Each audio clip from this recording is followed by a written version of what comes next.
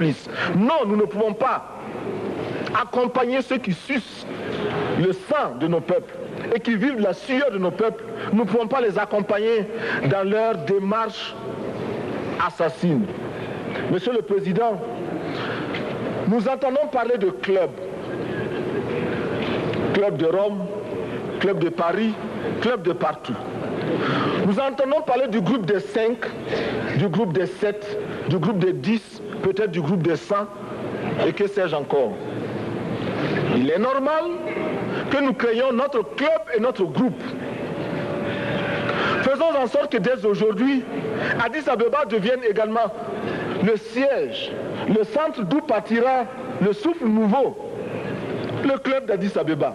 Nous avons le devoir aujourd'hui de créer le front uni d'Addis Abeba contre la dette.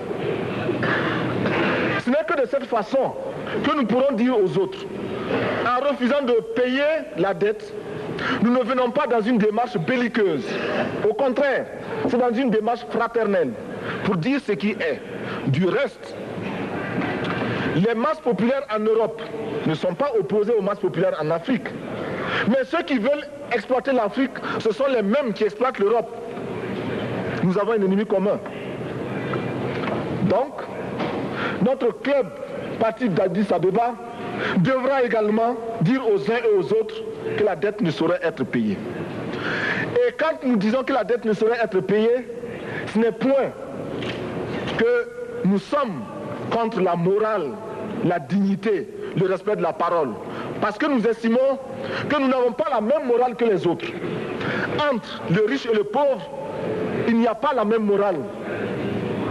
La Bible, le Coran, ne peut pas servir de la même manière celui qui exploite le peuple et celui qui est exploité. Il faudrait alors qu'il y ait 2 éditions de la Bible et 2 éditions du Coran.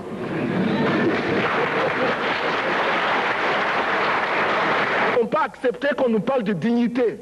Nous ne pouvons pas accepter que l'on nous parle de mérite de ceux qui payent et de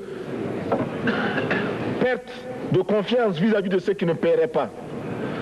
Nous devons au contraire dire que c'est normal aujourd'hui. Nous devons au contraire reconnaître que les plus grands voleurs sont les plus riches. Un pauvre